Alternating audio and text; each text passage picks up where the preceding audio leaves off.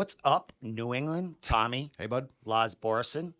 Welcome to the Room Podcast. Wednesday night. Yes, sir. 2023, the first podcast of 2023. And I wouldn't want any other guys in the room other than Tommy, my co-host on a Wednesday, and Lars, partner in crime for New England MMA, the brains behind Full Contact Management, and a dude that has many talents that people don't know about, but we might discuss them tonight. Lars does a lot of stuff with Photoshop and the computer, and he's really savvy at that kind of creative thing. So we'll cover everything with Lars tonight. We're going to try to keep it to an hour. But Lars, man, Happy New Year, brother.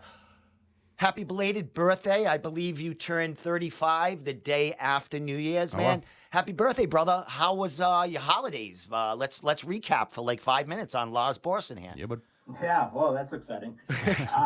Actually, I turned 41. What? That's how old I am. I wish it was 35. But, I turned 41 2 days ago. Okay. So, another year down. But I had a good holiday, good New Year's. Had some family in town. Spoiled the kids a little bit. Nice. Went down to Florida and Disney World beginning of the month. Oh, wow.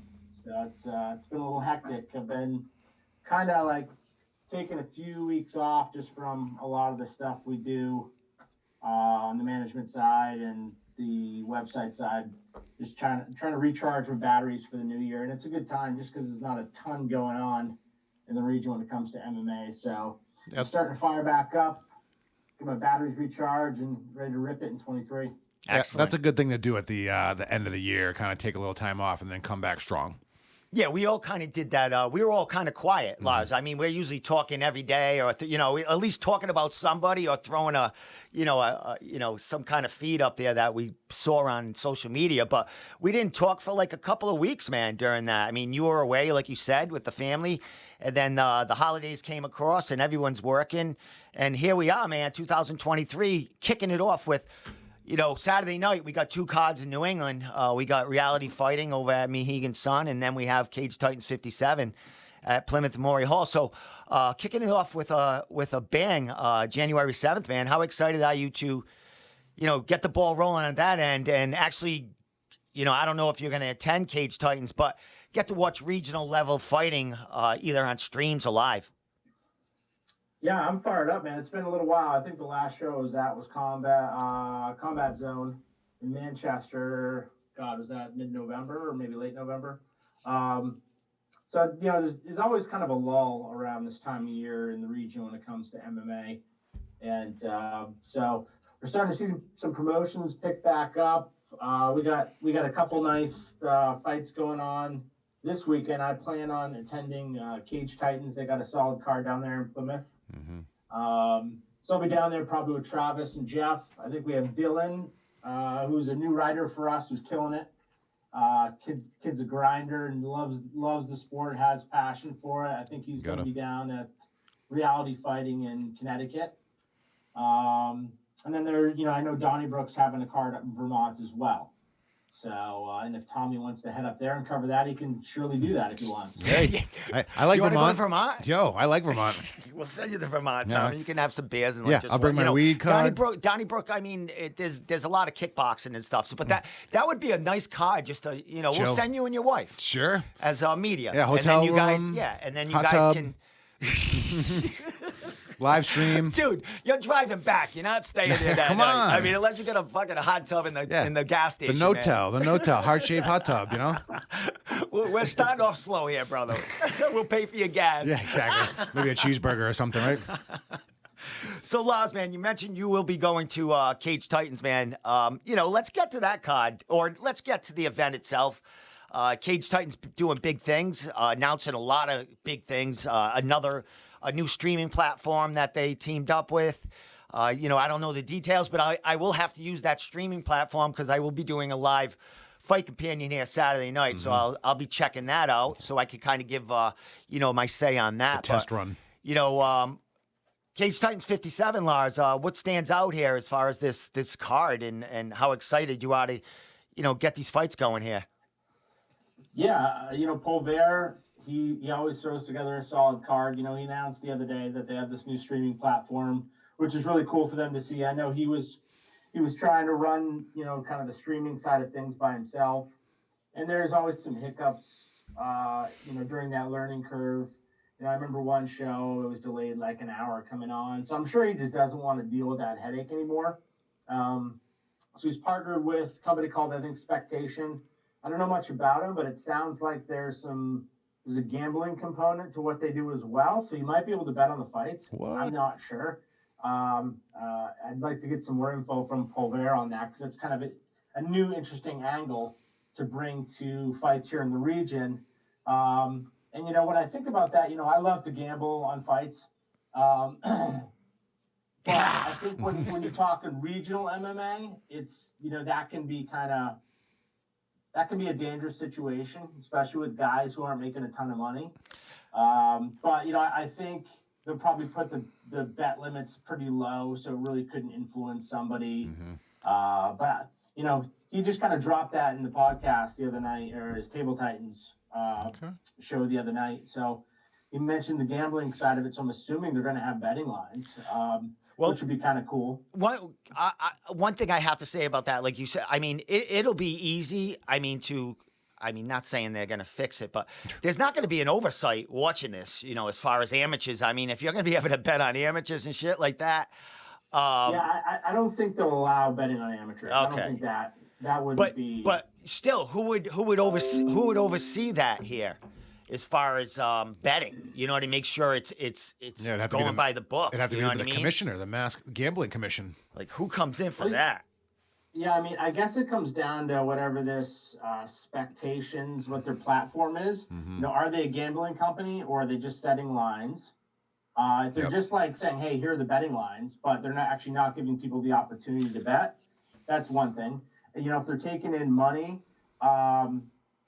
in Massachusetts, it's legal to sports bet now. So I'm assuming they would have to have a Massachusetts license. I don't know the specifics. All right, yeah, I would imagine. It's kind of an interesting angle. If they're, if they're going to go that route, I'm sure they have, their I's dotted, T's crossed, and they're not going to want any headaches. I mean, Mike is pretty by the book, and he's not giving. It's not easy for Mike to hand off stuff as far as in control. So if he does, he makes sure that whoever he's handing that off to is trusted, and they're not going to fuck things up on him. So we'll see what's happened, man. Saturday night, like I said, we'll be watching that stream. We'll be able to give a firsthand, take on it, and we'll be using your play-by-play and. Whatever shit you throw on Instagram, we'll be jumping on that, seeing results from Cage Titans and you guys. So it's going to be a fun night, man. Yeah, it should be good. The card's shaping up pretty solidly. Giannetti fighting Saul Almeida in the main event for the 155 belt. Saul hasn't fought in like 4 years, and he's on kind of a skid, but very intriguing matchup. Peter Barrett's back. Nice. I think one that's a fight that kind of regional MMA is kind of like, oh, it's interesting, is Aaron Hughes versus Matt Denning.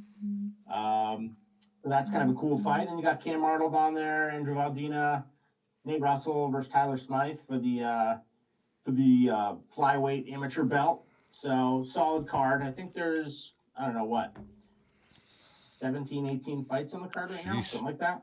Yeah, and Cage Titans always has enough fights. Let's say that. Yep. They are never short on fights going there, man. Joe, I'm sorry. Mike has to cut it off at times or add another show in a couple of weeks. Do you know anything about their next show? Like how steady are they going to be as far as Cage Titans, heading into the new year? I mean, here we are, January 7th, and it looks like he go ahead. I know that Mike's already got his dates locked down for the year.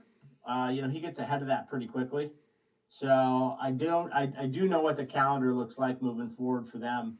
I'm not one to kind of drop that info. Yep. But it looks like there's going to be 6 or 7 cards. Oh, beautiful. This year for them. Good for them. Something like that. And Mike always adds in another card here or there.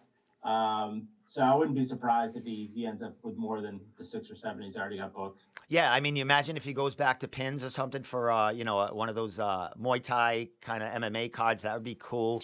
or just a whole amateur card. I mean, you never know what goes on as far as the ideas that come out of him. You know what I mean? Maybe he'll add slap fighting into the fucking mix. You never know. Hey, Dana White, contender. Can we talk about how stupid that is? Yeah, Yeah. go ahead. I mean, I hate it. dude, it's great for me with the memes and just sharing the stuff because people eat it up.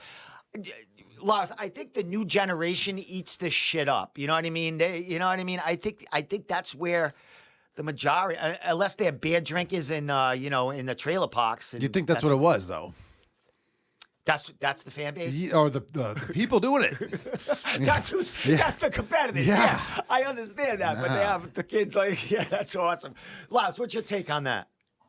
I just think it's a dumb sport. I mean, that's entertaining, but let's be honest, there's not much skill to it. No. And it's just basically the only goal is to knock somebody out, essentially. And it's just going to create concussions, brain trauma, CTE. 100% is what I was saying. You get a concussion, you get slapped one time. These guys collapse after that. You're not being able to defend yourself. It's continuous. I mean, they're on to the next fucking match. And you can't put your hands up to defend yourself. Get the fuck out of here. Yeah, it's stupid. I hate it. It's stupid. Yeah.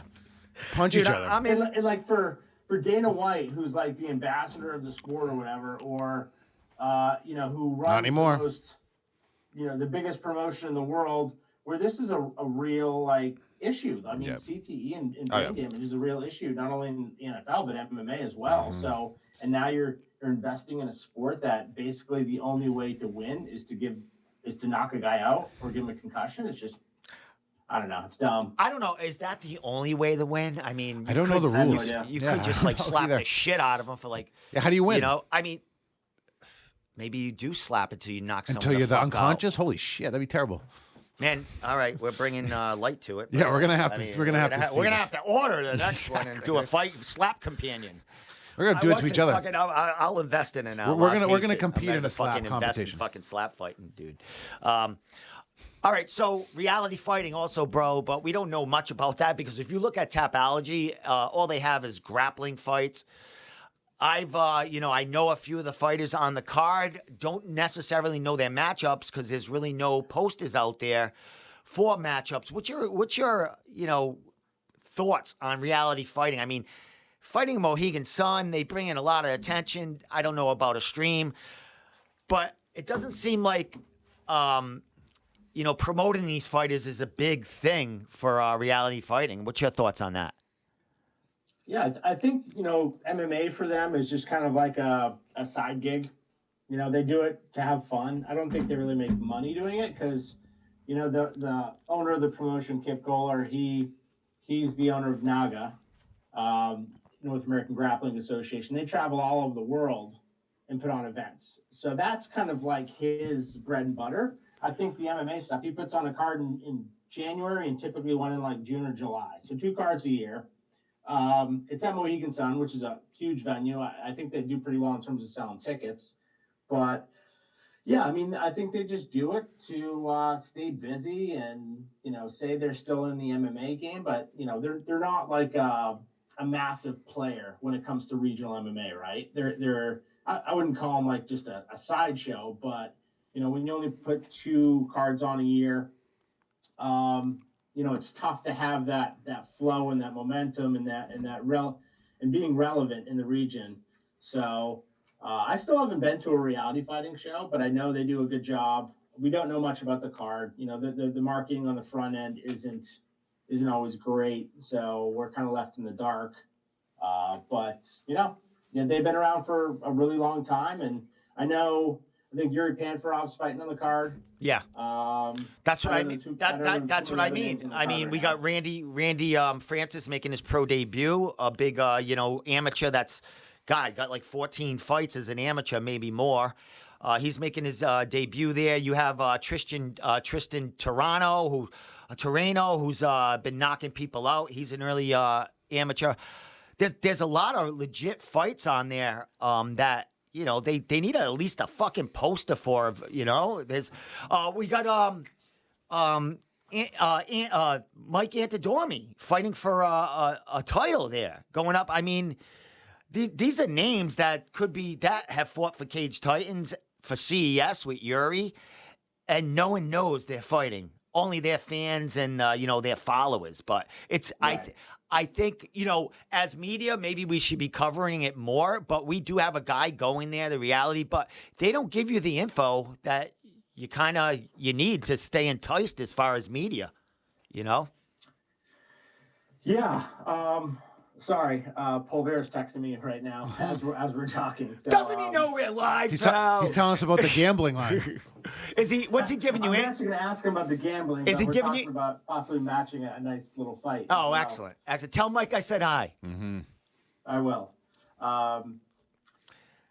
Sorry. That's all right. Do your thing. Me and Tommy will go. Tommy, how was your New Year? It was good. Talk to him. It was good. We had a great New Year. Low key. Went to my dad's. I could get Lars right out of the picture here as he's talking to us. As he's texting. Mike, he can we can get him right out. We can call Paul there right now and get him on the hook. I might not get Lars back. No, you can text him, bro. Yeah. You know what I mean? Oh, yeah. I think you can multitask or whatever. Yeah. But good. all right, so bro, let's let's get off reality, and let's get on to a little. Oh, let's talk a little bit about rankings, Lars, and. Timeline, what you thinking there? And he's still looking at Mike's. Well, before we do that, then let me talk about Cage Titans for 1 second. All right, go ahead. A couple of amateurs that are Triforce guys who I'm really rooting for: Dion Perry and Santiago Munez. They're fighting in 2 separate fights, amateurs. Both their pro debuts, I'm pretty sure. So fuck yeah. Oh, not pro. Amateur debut. Yeah, all right. Yeah, MMA debuts. So they're young guys. Killers, really going to be cheering for those guys and Triforce all day. One more question with that, or my only question with that. Do you see them getting the work from Dion and all them, getting them ready for this? Oh yeah, 100%. All the guys. It's fight camp. Yeah, baby. all the guys who are going to have a fight get the business. Dion Perry is his name, so we call him the fake Dion because we know who the real Dion is. Dion Jr. Yeah, exactly. Fake Dion. Yeah, exactly. Because Dion Rubio's the Dion. The Wish.com. Yeah, exactly. I'm gonna start calling him that. That's good. But also a killer, fucking really good. Both these guys are really good. Gonna make waves, I think. Excellent, excellent to have Triforce there, and we'll talk a little bit more about Triforce when we go to Combat FC and talk a little bit about their card because there is a dude that we know fighting Cormier, right? on there. Cormier. Yeah. So Awesome. Lars, you got any info over there? Anything to throw out right now? Yeah. Go ahead. Well, they were saying they're trying to pull off the betting side of things, but nothing official right now. That'd be huge. I guess, in Massachusetts, you can't bet legally in Massachusetts till next month. So you probably won't be able to place bets. And that was if you're weird in the state of Massachusetts for this Saturday. But if you're in one of the other states that this company operates in that does allow legal gambling, you could put bets there, or if you had a VPN for your computer, right? Or if you have a Jimmy down at the block, you could throw in a bet too. Yeah, and I'm sure there is a lot of people that have that going on right now. So honestly, probably New Hampshire. I bet you could put some bets in New Hampshire if they're going to be. If you're watching, so you could literally take your phone. While I'm driving from Maine to Massachusetts for the card, take a pit stop in New Hampshire, fire up the app, throw some bets in, go to the fight. I don't know. That may work. But people have been doing that a long time with DraftKings and all these betting sites, Barstool. I know that next month when it's going to be happening, the sports betting, Barstool is directly involved. So. And after all this shit coming out with the UFC and betting and stuff, and here we go. Everyone's fucking bet. Let's go. I don't bet. I hate to lose $10 in a slot machine. I'm not a real big bettor either. The only bet, the only bet I put in for 2 years, in the last 2 years, was the one with you, Lars, when I bet on Chris Motino beating fucking O'Malley when he had that fight. I should have picked fucking Bonus, the fight of the night. That was a good fight. You know what I mean? Go ahead, Lars. More beans. So it looks like they're going to be doing a fantasy option. Okay. That's cool. Which is kind of cool. Yeah, I like that. That's what I bet. They had they met with an odds maker today to kind of work through setting odds and stuff. So there will be odds for the fight, which would be kind of cool to see, which we've never seen in the region before.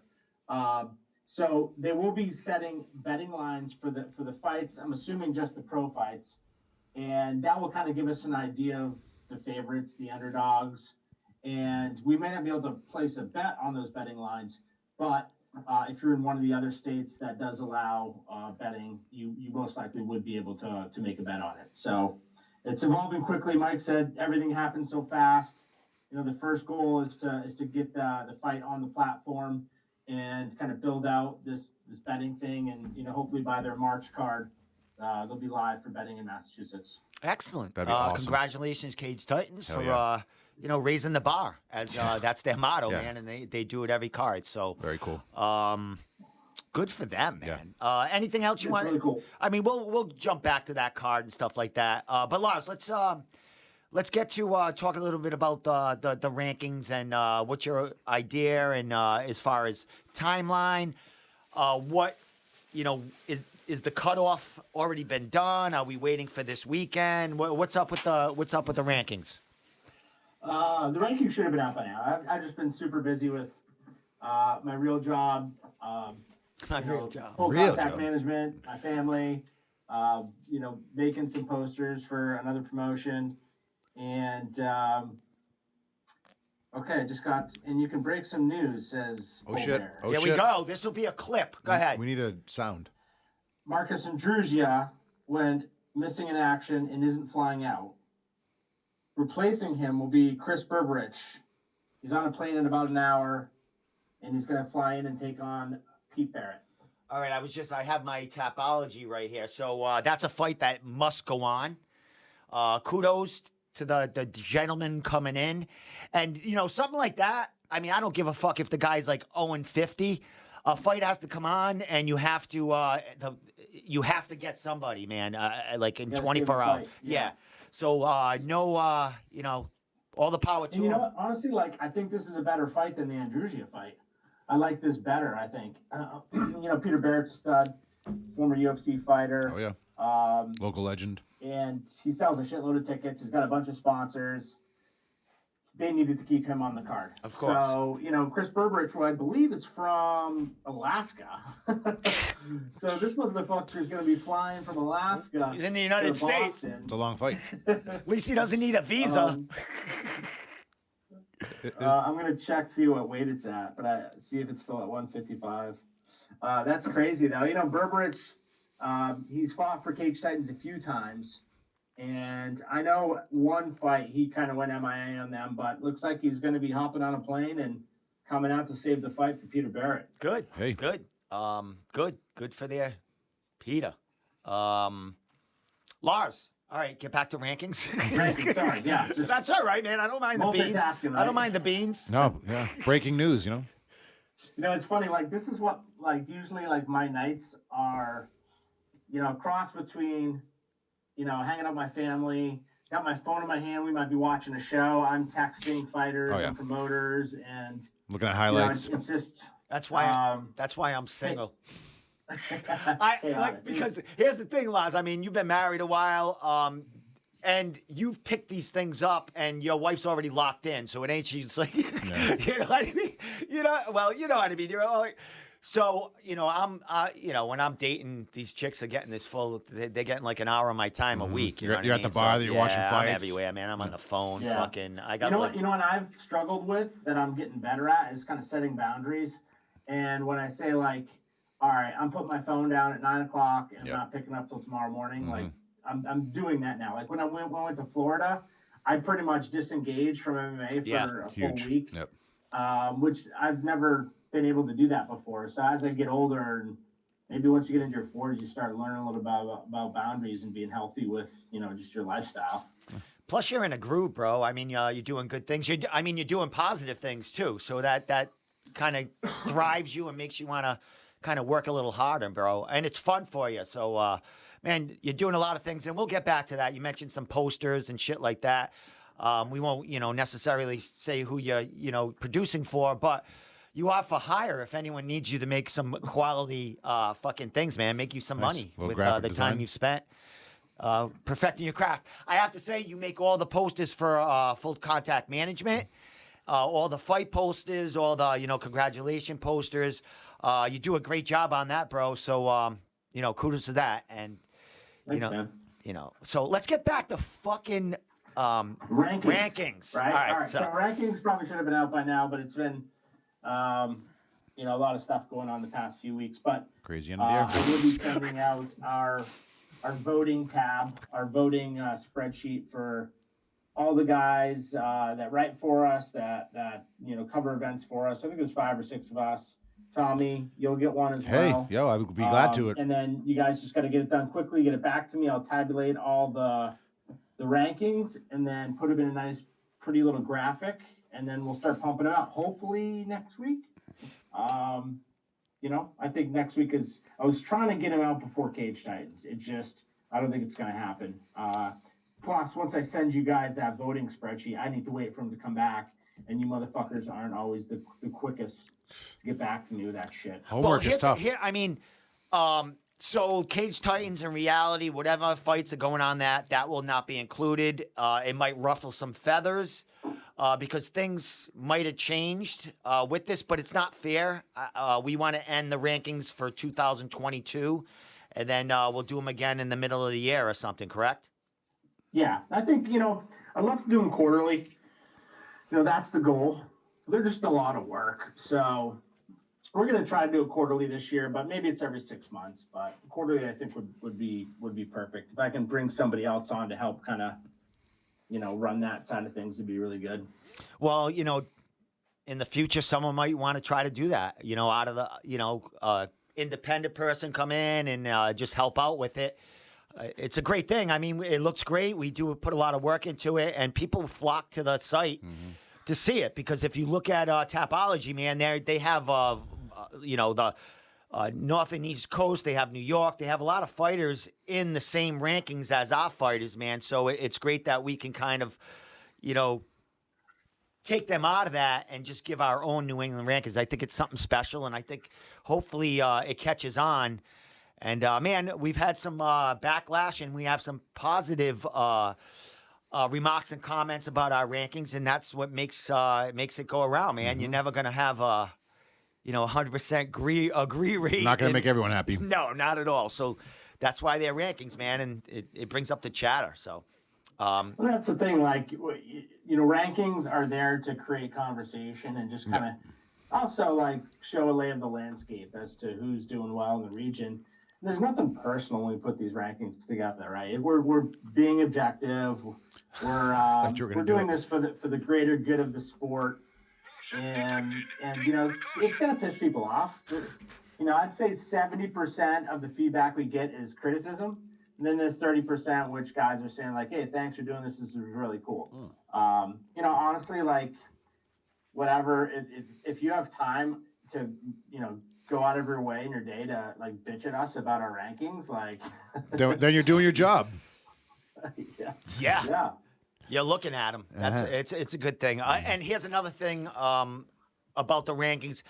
When I talk to fighters or mention other fighters' names in the region, maybe amateurs that are maybe less than 5 fights in the middle there, there's a lot of fighters that don't know each other. Of course. Like never heard each other, I don't know that guy, and they learn who that guy is from our rankings, and eventually they might have to fight that guy. So I think it's a great library for the New England fighters to check out. And definitely. Like I said, I've had fighters come on here, and I've mentioned fighters' names that you got that Tristan Toronto guy that people don't talk about, but he could be 3-1.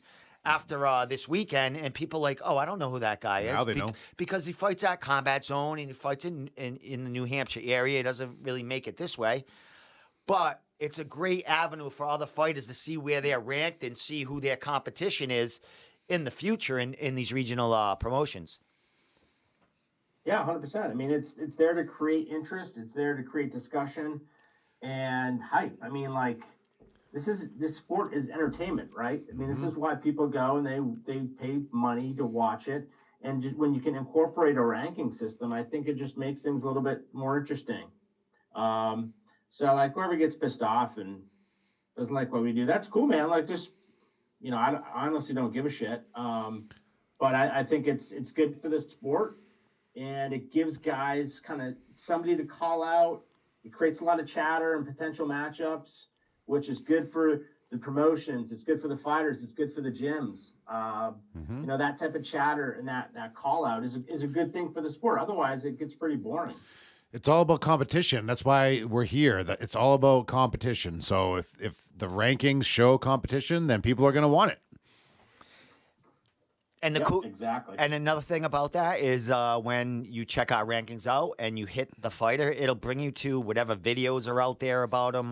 We channel these fighters. I mean, it's not an easy task there for you, Lars, and the other guys that clean up the site and try to keep it updated. But you guys have a lot with these fighters, a lot of promotion for these guys on the page.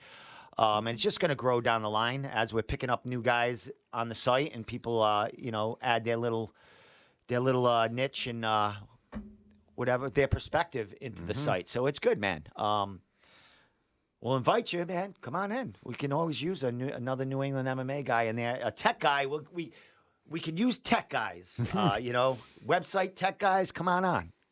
Bring up our programmers. Lars, let's move. Oh, Lars, one thing I have to tell you, as far I got a couple of presents. One was this. I got a bullshit button now. So now I just throw that. The batteries are already running out. This is awesome. So I'm adding little things into the site. Tommy got me a present. He got me what show? What movie? They Live. The alien from Roddy They Live. Piper, Yep. And a great one right there. So I picked up a lot of shit. Also, Lars, I want one of those hats, and I will trade you. No, I won't. I was going to say I would trade you a John Gotti CES signed hat. What? For one of those hats, but I just took that back. All right, we'll get some hats ordered. All right, so let's move on, and then we'll backtrack a little bit. I may hit someone's Instagram or whatever. But Lars, full contact management. We'll hit that, and then we'll hit the next card in February because there's a lot of announcements with that with Combat FC. But let's get to full contact management and the year of 2022, and this kind of hobby that you picked up, and it's evolved into 12 to 13 pretty decent fighters that you helped them along in their fighting career. You getting some more beans over there or what? Yeah. Do you know a Douglas Cormack? I think I know a DJ Cormack. This might be him. He just bought a hat as we're talking. So maybe DJ is watching. If that's because he likes that hat. That's a fucking badass hat right there. Yeah, that is bro. nice. That is nice. A couple of my friends said they like that too. Yeah, that's a nice hat right there, man. I might trade you that CES John Gotti fucking signed pink hat for that. Shout out to Douglas Cormack. If you're the DJ Cormack that I know, thank you. Regardless, appreciate the support. Cheers. Thanks, bro. Grab yourself a hat. Dude, that's a fucking awesome hat. It's a good hat, man. Full contact management. What do you want to know? I want to know how was the year? How was 2022 as far as full contact management? Limited. How many? Maybe 3 or 4 fights for our guys. How many fought in 2022? So I believe we went 13-8. In 2022? Wow. Fuck, where the fuck was I? Smoking weed here with me, baby. Smoking weed here with you. These aren't cupcakes. These aren't pushovers. These are real tests on the regional scene for our guys, which is part of our philosophy. And, it turned out to be a great year. We had guys fight for PFL, for Bellator, Cage Titans, NEF, LFA, Combat FC, CES. Fought in 8 different states, won 2 belts, 1 amateur, 1 pro, and signed a couple studs. So we're slowly growing, and we had 2022 was the best year we've had yet. We've been around for 2.5 years. I think 23 is going to be kind of our breakthrough year. I think we're going to have a number of guys that are breaking through to the UFC. That's the plan. We kind of have a plan for 3 or 4 of our guys that are kind of right there as to at least get a contender shot in the summer. We got a couple guys fighting for PFL in the next few weeks. So, it was a great year. We've had opportunities to manage some other guys, and it's just, I think at this point, we got a good number of guys that keeps us busy, that we really care about, that we put in a lot of time and effort to. Like, we're just not a management firm that goes and finds you fights. Like, we're intricately involved in their careers.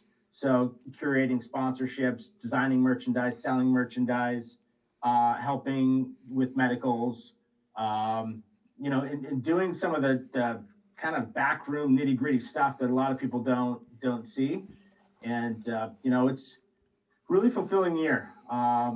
Good. I was really happy with it, and I can't wait to see what happens in 2023, man. Brick by brick. Awesome job, bro. Hell yeah. Great job there with them. Yeah, like you mentioned, we have one or two close to that contender. One that we basically just picked up in the middle of the year. You were trying to get him a fight, tons of fights, couple of opportunities. No one wanted to fight him, and you got Mr. Nelson a fight at CFFC, and he looked good, man. He wanted to secure that fight. He looked good, man, and he's happy about it. You know what I mean? He's all over social media, and when they get that big win on Fight Pass, man, that lights a fire under their butts, man. Definitely. And like you said, with the management, man, you do a lot of stuff with them as far as designing shirts, making a decal for them, doing medicals, getting them sponsors that they, new sponsors. Some of them already come with sponsors. But you do a lot, bro. And congratulations, man, on all the hard work. And some of our fighters might get to that next stage in 2023. And what's interesting when I, our podcast, you and I had like a couple of weeks ago before the Christmas, I was mentioning kind of the type of fighters that you had. There's like three kind of levels here. The newer pros or amateur, just making it to that next level. You got the mid pros there, not necessarily guys that are going to make it to the UFC, but they're quality fighters that love to fight on a regional scene. They're making money, and they don't need to go to the UFC. They can fight for Bellator every so often. They could fight for a regional spot every so often. They're working. Those are the middle guys, the 40-hour week, 60-hour week guys that actually have a job and then train off to the side. And then you have them other guys, a group that are fighters full time, that are, their quest is to make it to the UFC or make a living at fighting full time that they can't make at a regular job. What's your take on that and the kind of level of fighters and what we look for and the kind of fighters we have, the levels? Yeah, I think you hit the nail on the head. You could definitely break down our stable of fighters into those three tiers. I think we have probably 3 or 4 guys that are ready for the UFC or really close to being ready for the UFC, and will hopefully get a shot this summer in Contender Series. So I'd be disappointed if it was less than 2, but I think we could have as many as 4 kind of ready for that opportunity next summer. We're planning for that. Then, we have a few other guys who have been around the sport for a while. They've kind of, I wouldn't say they've peaked, but, their record is going to make it really difficult for them to get that opportunity. But I work just as hard for those guys as I do the up and coming prospects. And, then we have a couple younger guys, 3 or so younger guys who are either just turning pro or who are 1 or 2 fights into their careers. So it's definitely broken up, and I kind of like that mix. Everybody wants to sign that 5-0, 6-0 stud. I find more enjoyment and I take more pride in working with somebody like Colin Robinson, who's an amateur, who's going to be making his 185 pro debut at the next Cage Titans card in March, if all things go as planned.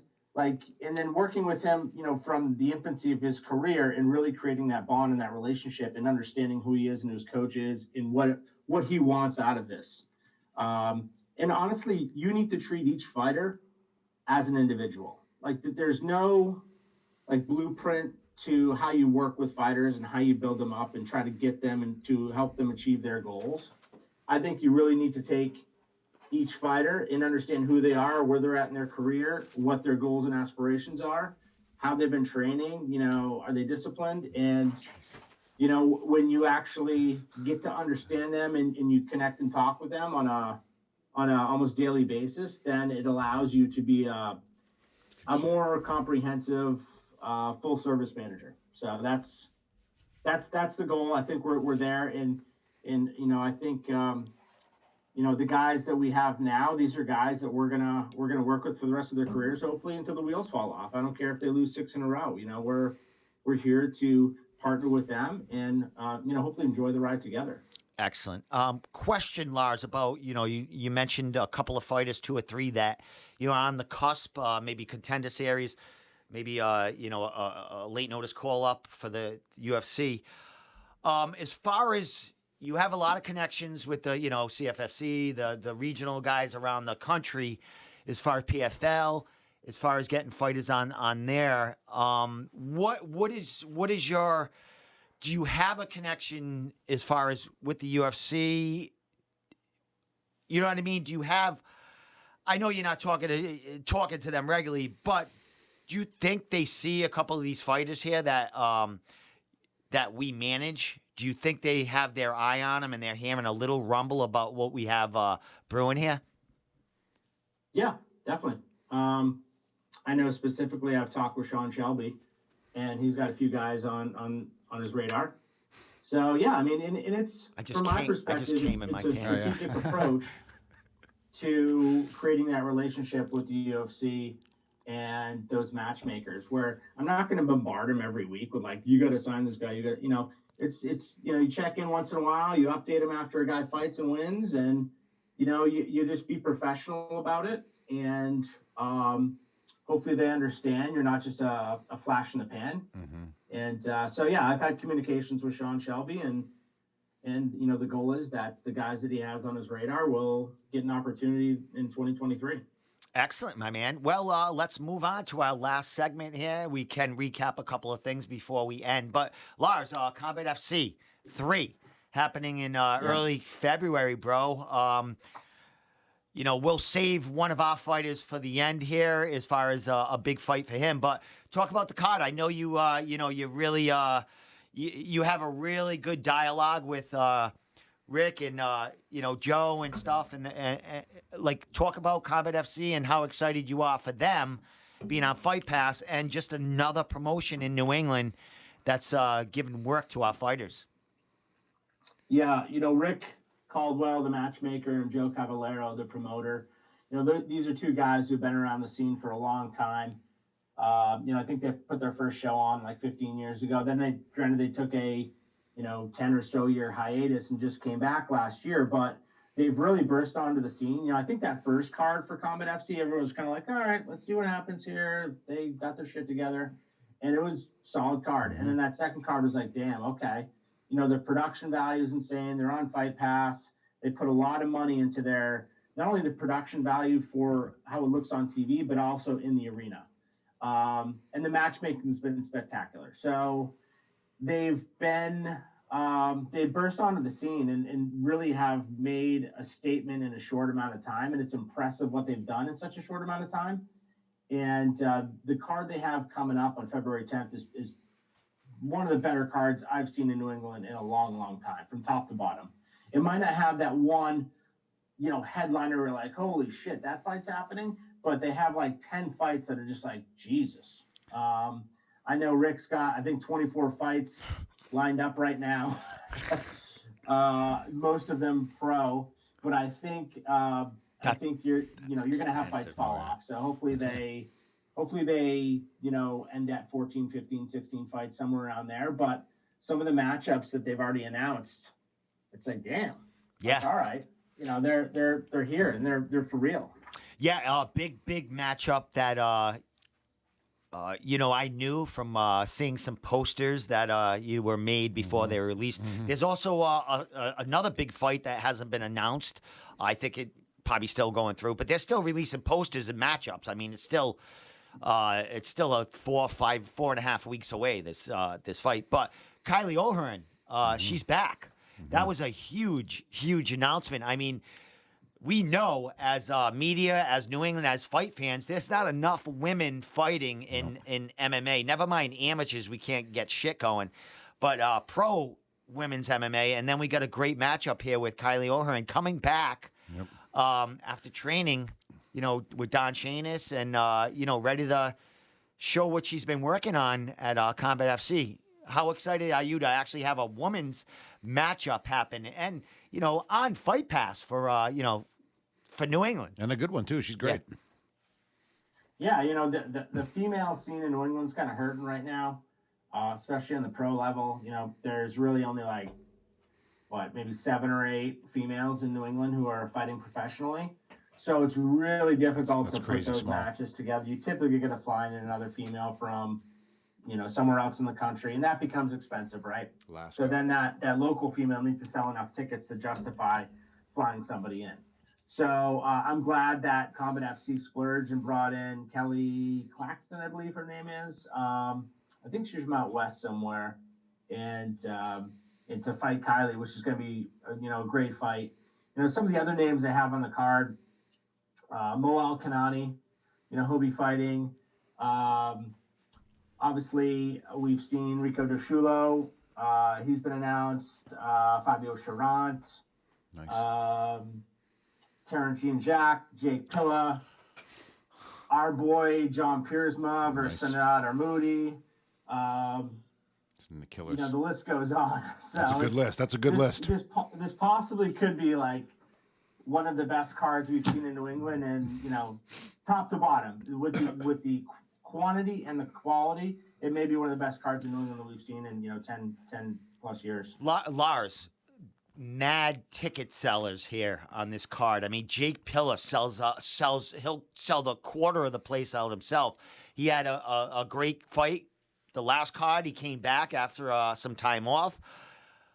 Dude, man, what does that place hold? The Shrine is like what? I haven't been. You guys have been at both cards. I have not been there, but what does that place hold, and what do you expect this third time around compared to what you've seen the last time, a couple of times around?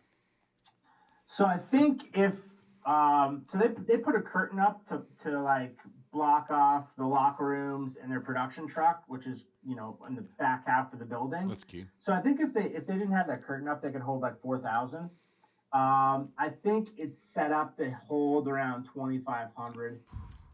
That probably is probably the number that I would think they land on. I don't see them having a problem selling this out. They sold out their last show, so I know that if you come back and you're making money in your second show, you're doing pretty damn good. It's tough to make money in the regional MMA world, and obviously being on UFC Fight Pass helps. It gives them some capital to reinvest in the business, but they're doing things the right way.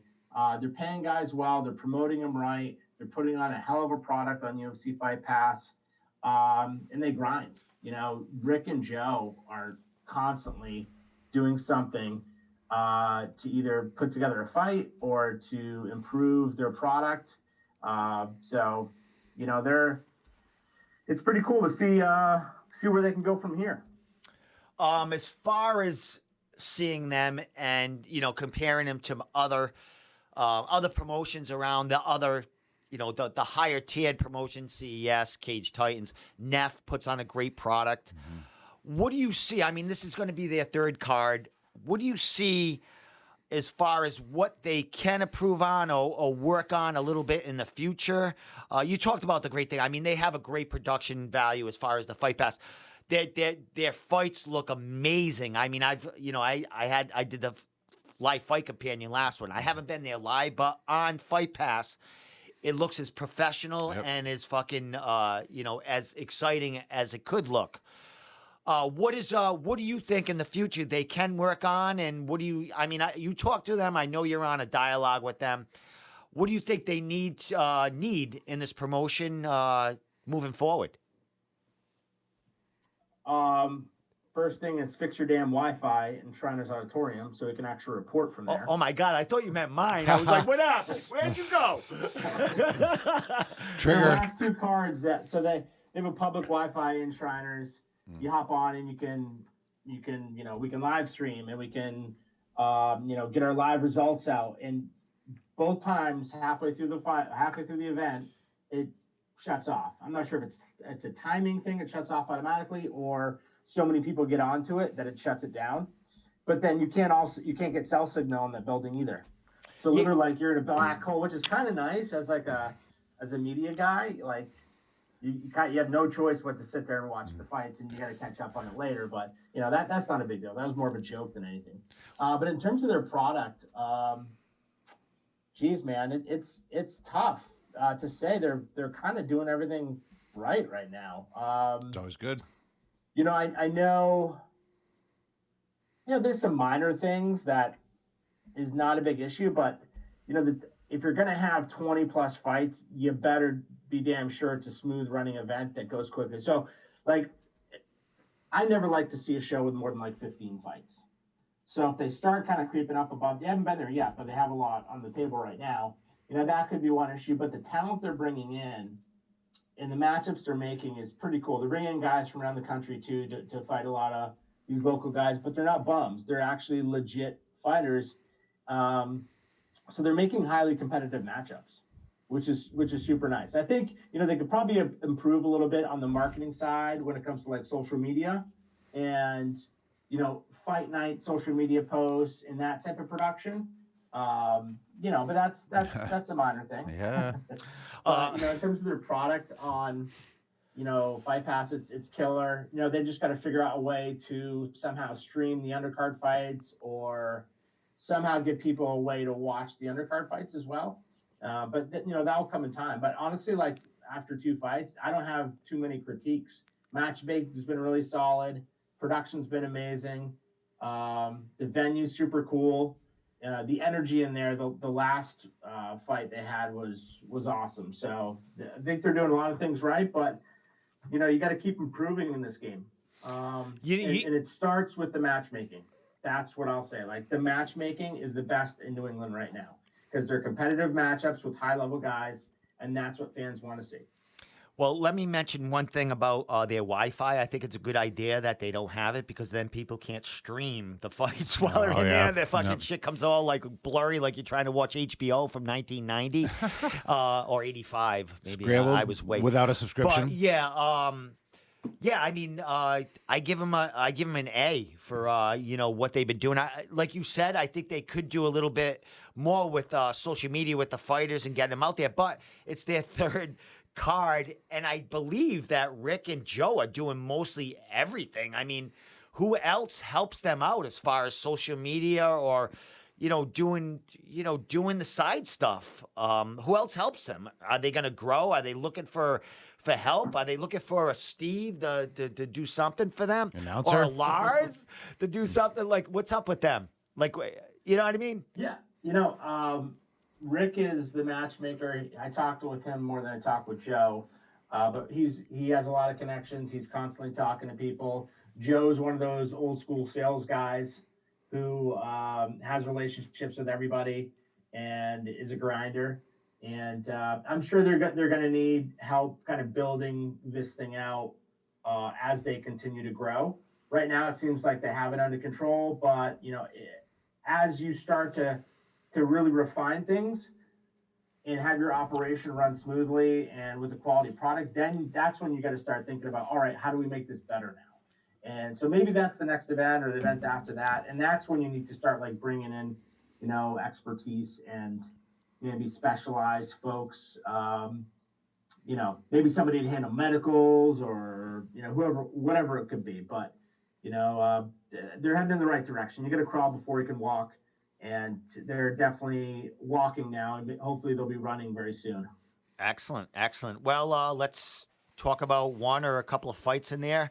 Like we said, there's a couple of fights that haven't been good fights that haven't been mentioned yet.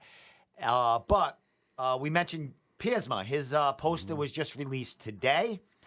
Sonato Moody, he's fighting a dangerous opponent there. And a good dude, man. I've interviewed him. Sanad, after he won his CES fight, he had a knockout there.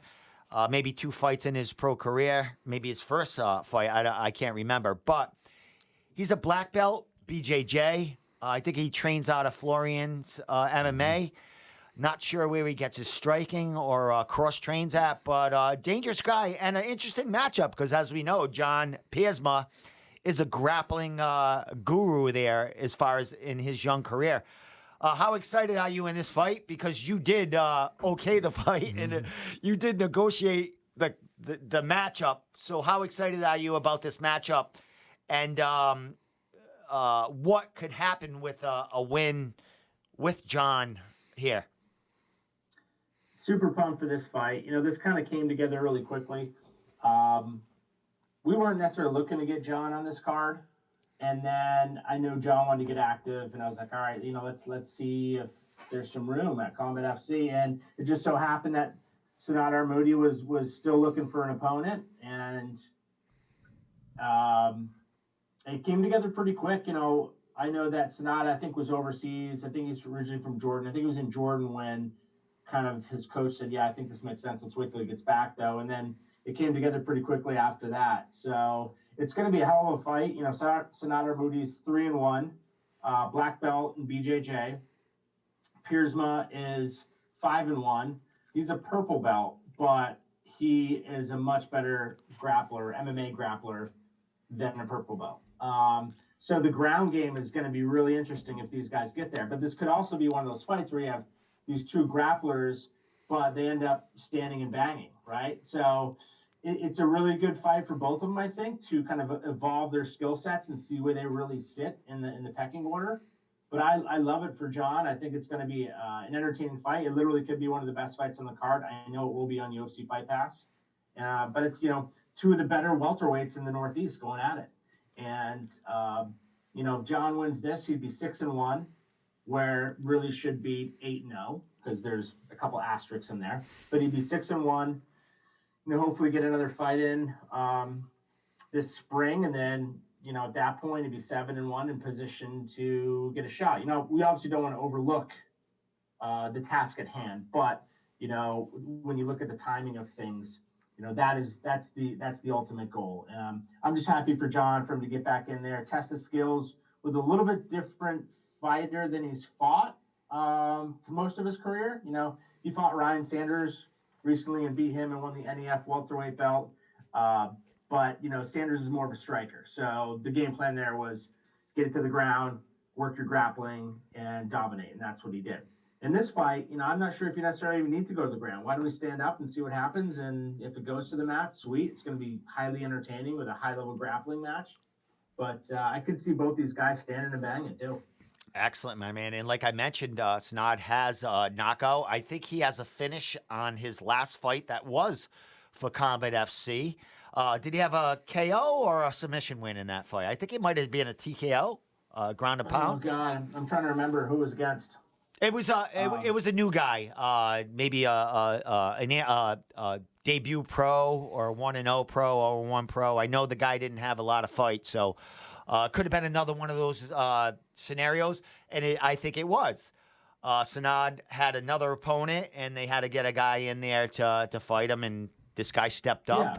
I remember the fight now. It was Tony Pike. He beat him by armbar 45 seconds into the first round. All right. Before that, he beat Sage Philippe.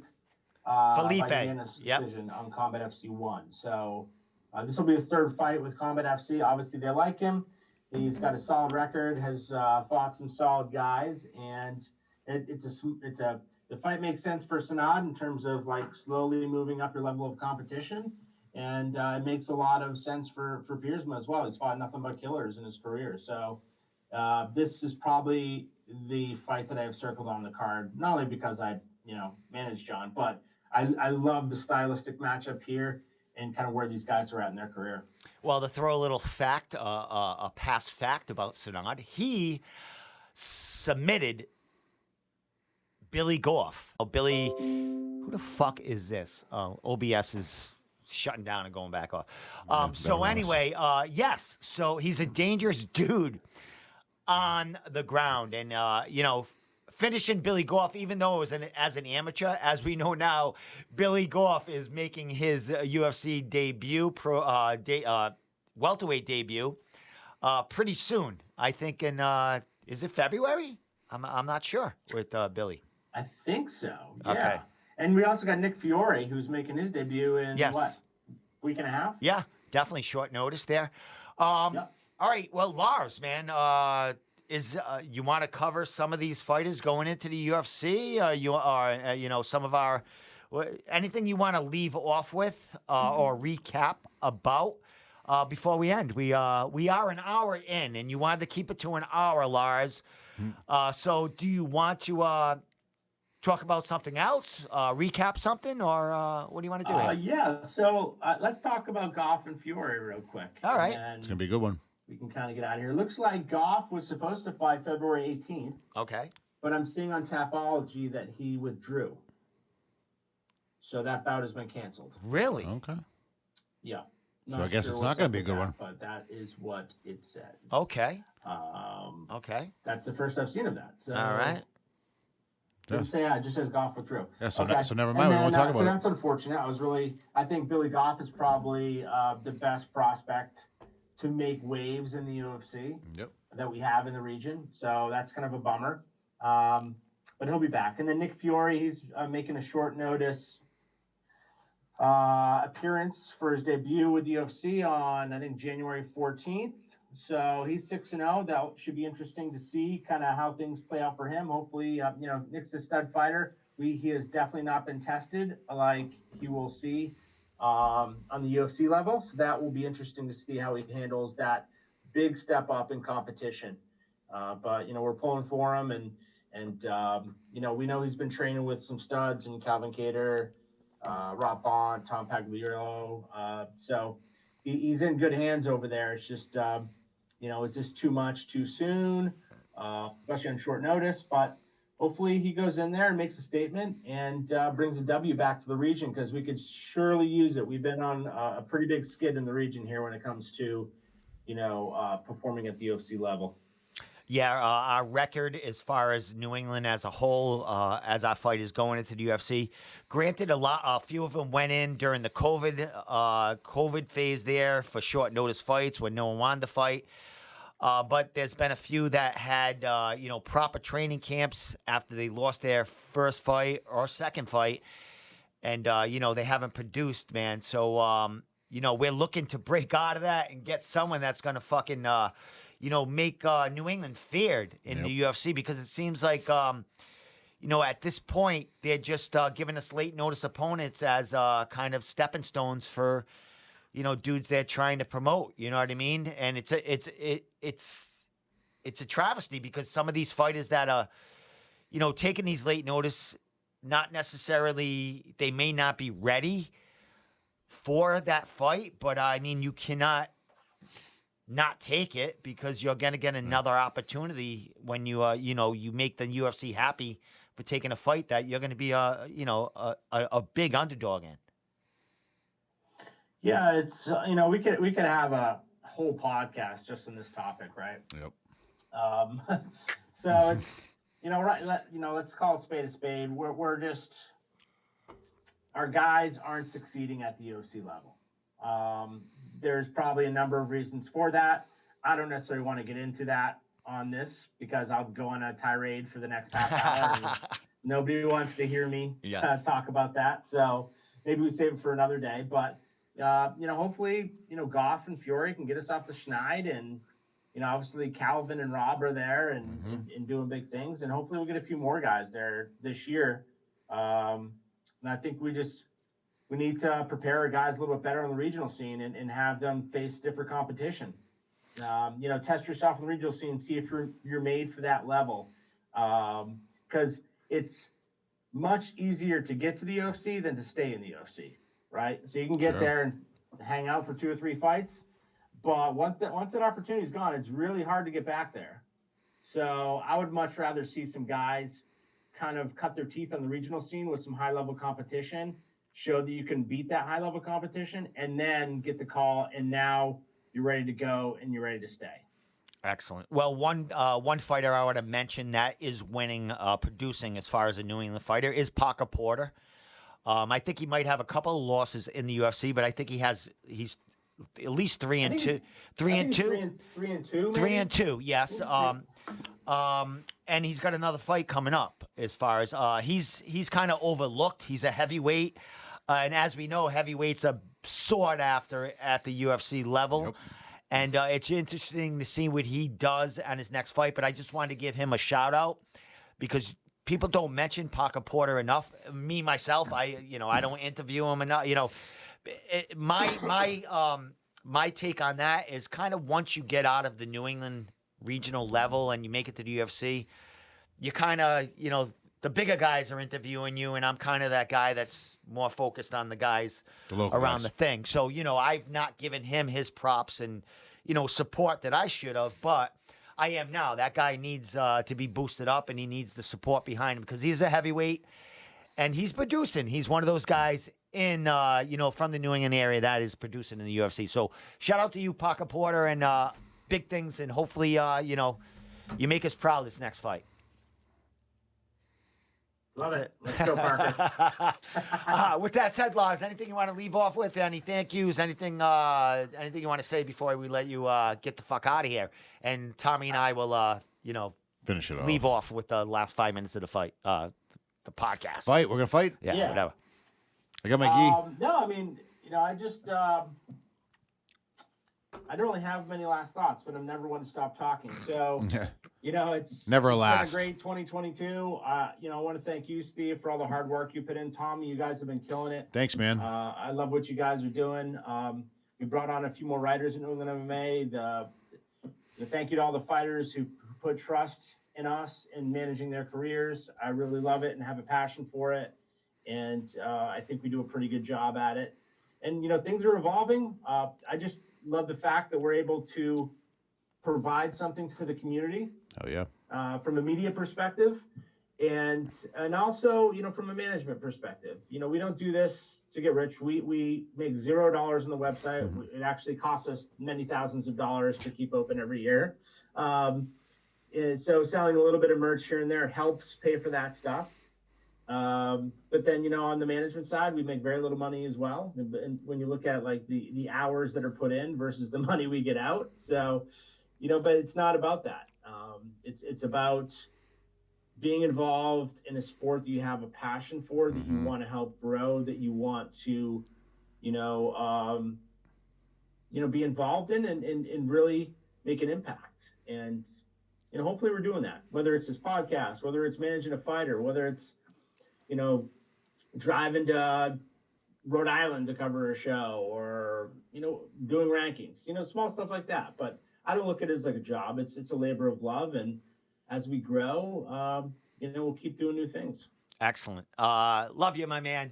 Glad to, catch up with you early 2023.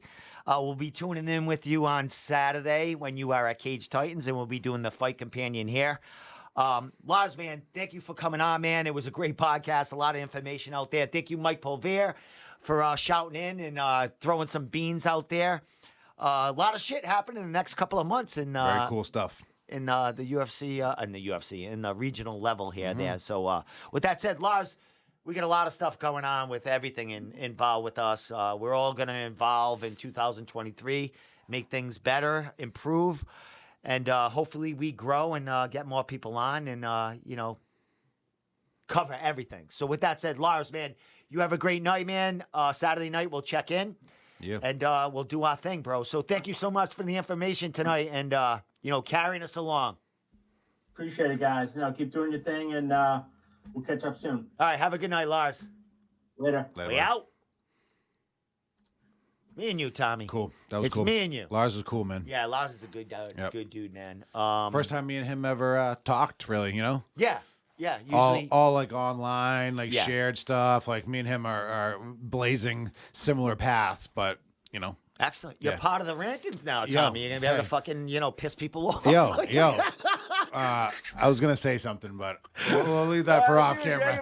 Now I fucking deflect some of the fucking steam coming at me. Now let that me I tell got a couple you. of beers on me, I don't want to, So, all right. So I want to leave off with a couple of things because Lars did mention about, growth and everything here. As far as the site and New England MMA and the Room podcast, Yeah. a lot of things going to be happening in 2023. I'm going to be trying to get one of the guys or a couple of guys from the site to do a show with them on one of the nights and do a recap of what's going on, Sure.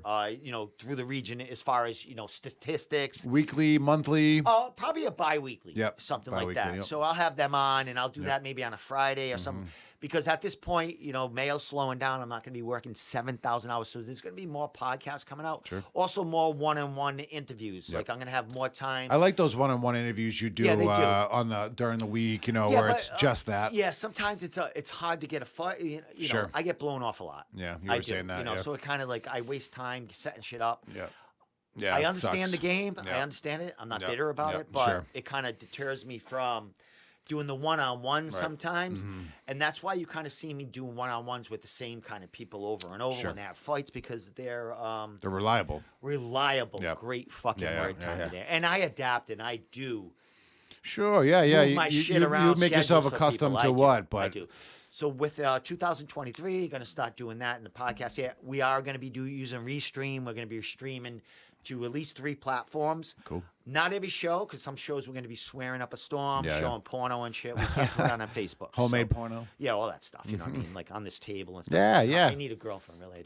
So, With a a lot of house. stuff going, a lot of stuff going down there. And as usual on a Wednesday night, we want people down here. Yeah. I mean, we want people It's a down good party here. over here. Yep. I like people calling in, but I like the intimate atmosphere, having Yep. someone right there and be able to move cameras and shit Sure. like that. and Yeah. A stuff. full So, house is a Love good it. show. more fight companions. Yes. Yeah. I Even like though that. I do miss going to the fights, but I like being here, drinking beers. Our good friend, Shane. Who did I said I was rolling with tonight? Fucking Brian Gerson. Oh, Brian Gerson. He was is saying he coming no, Saturday? no, but Bring him he Saturday. Can he come Saturday? he's a busy boy. You know, right, he's getting paid. But he was saying that he likes to listen to our clips and things like that, and has been watching that kind of stuff. And Oh, thinks great. it's a good Brian thing, and yeah. I I Yeah. love that kid. Yeah, yeah. That's why that's why I'm not involved with Cage Titans as far as the pre-show and Yep. all that stuff, because Brian was there, kind of media behind the scenes guy, Yep. and him and I were like, we met each other Throughout at that, Cage Titans yeah. at the media Yep. table. You know what I mean? Yeah. And we got tight and shit. And then, he started working for Cage Titans, and he brought me, hey, you want to do the pre-show? I love that. Huge kid. connection. Yeah, he's a he great was kid. on there. He was like my co-host for Yeah. a few shows Yeah, and he's stuff cool. like that. Mad yeah. cool. We were Love training the other Brian. day. Excuse me, lost connection, as we always do. Yeah. With He's a people busy moving boy. around He's and trying to shit make like money. that. He was talking about doing this audio visual for the PBR Pro Bull Riding in Springfield a couple weeks ago. Anything, he's Yeah. great with that shit. If Yeah. you look at Cage Titans the last couple of years, 2 all or his 3 shit. years, he was doing all a lot of their production, getting it ready for the stream. Yep. Putting them great videos together with Sure. fucking, Yeah, the clips and the effects. fucking everything. Yeah. Everything good. Yeah, good for him. But Cage Titans, they had to put someone in that slot. They have someone doing the same. You know what I mean? But Brian is really good at what he does. So I miss you, bro. Yeah, I bud. do miss you. So with that said, Tommy, you want to say anything before we get out we'll of here? be here on Saturday doing that fight companion, Cage Titans. We love it. Shane Dillahay will be in here, my Triforce teammate. We're gonna be being Triforce homers and talking shit about everyone else. And if anyone, not necessarily. He's a little like he's not so. But he might. We'll get. He's a not few an beers. asshole like We'll I get am. some beers in him. Yes, And then, and we'll, some weed we'll and open stuff. Up that poor fucking and guy. and then it'll Poor be guy. Triforce versus everyone. Maybe if anyone he'll wants to pick me fight, up, come on. do a fucking- Yo, pick me up right and in the spin crotch on his area. fucking arm right Yeah, there. he Whatever would. works, bro. I don't We give a were fuck. I got- partying for the gym Triforce holiday party Friday at the Thirsty Beaver, Oh, and yeah, that's right, he was there. Smithfield, We were yeah. all having a great time, and everyone's just glad to be down there. How was it? Leave off on that. It was very cool. Was it Mellow last year was wild. Yeah. The booze was flowing, Yeah, and the now it's a Beavers were little more thirsty mellow, this year. yeah. Some of the owners.